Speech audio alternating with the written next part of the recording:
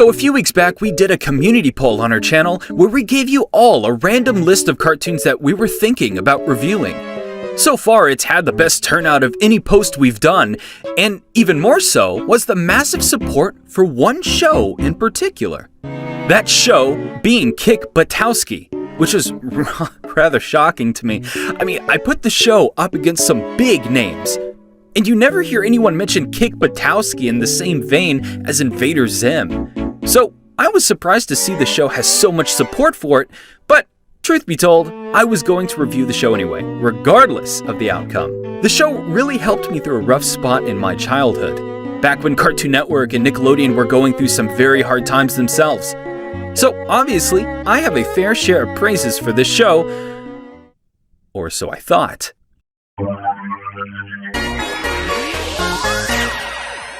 Truth is, I've wanted to review the show for years now, but every time I put pen to paper, I always draw a blank. I mean, I really do like this show, and I've even rewatched it over and over in the past few years, but every time I think about what it is that makes me like the show so much, I just can't think of anything specific. The thing about Kick Buttowski is that it's not that special of a show, and it doesn't really do anything to try and break free from its mold.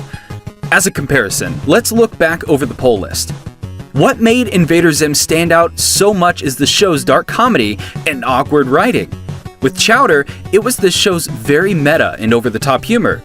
Now, when you look back at Kick Buttowski, you'll realize that the show doesn't have any sort of unique identity that helps it stand out from other cartoons. But in that case, what keeps me coming back to this show? Is it purely nostalgia? Well, no. I've rewatched the series several times now, and I still love it as I did all of those years ago. In my mind, it still holds up just as well today as it did then. I spent a long while contemplating the show, trying to break down its core elements and try to find some secret recipe that resulted in the perfect show. And only then did I realize I was looking at it all wrong. With most shows I review, I try finding that big, unique theme that a show will have as its big source of why that particular cartoon will stand out. However, Kick Buttowski is a very special case here. The show might not have one, but in truth, it doesn't really need it. What makes Kick Buttowski so good is the fact that it nails everything else that makes the show what it is. For starters, let's look at the premise. The show stars a young boy named Clarence Buttowski who aims to become the world-renowned daredevil. A simple enough premise that they hit way out of the park. It should be clarified that the show was made using Toon Boom, a software nowadays has been used to make some amazing shows like Rise of the Teenage Mutant Ninja Turtles. But back in the day, Flash animated cartoons were just very rough around the edges. Take Johnny Test, for example. So, for its time, Kick Buttowski was one of the best looking shows to have used that software. They would do a ton of neat tricks to make the animation look as dynamic as it was, all for the sake of emphasizing the stunts of the show. On top of the amazing animation, what also helped is the fact that the son of Evel Knievel worked on the show. Yeah, that's right, Kick Buttowski had Robbie Knievel as the show's stunt director. That alone should speak for the quality of the show's stunt work. Up next are the characters. The show has its abundance of characters that all reside in the town of Mellowbrook.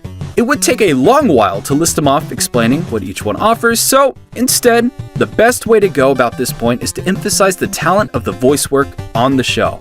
It can't be overstated how perfect everyone nails these characters, to the point that even in the show's worst written moments, the cast can still salvage the scenes just from their acting alone. That can be one of the biggest contributors for how you can get sucked into the show, on top of the show's humor. I will start off by saying that the humor doesn't always hit the mark.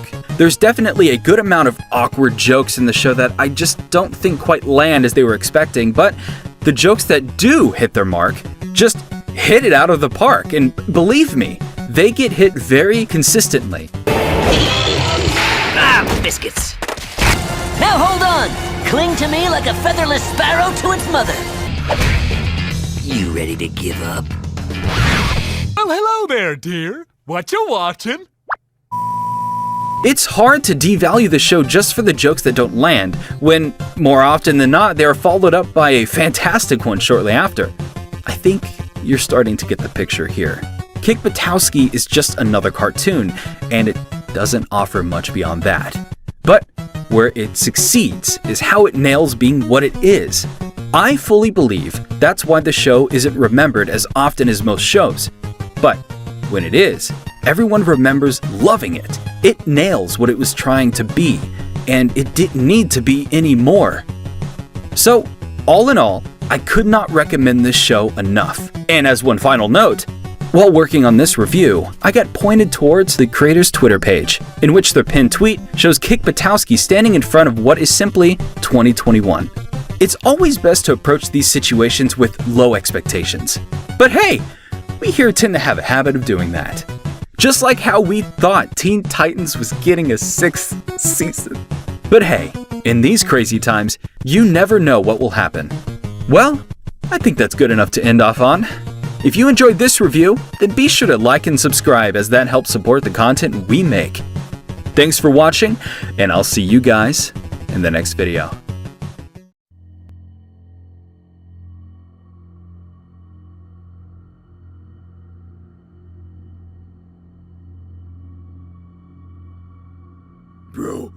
Bro, what is that?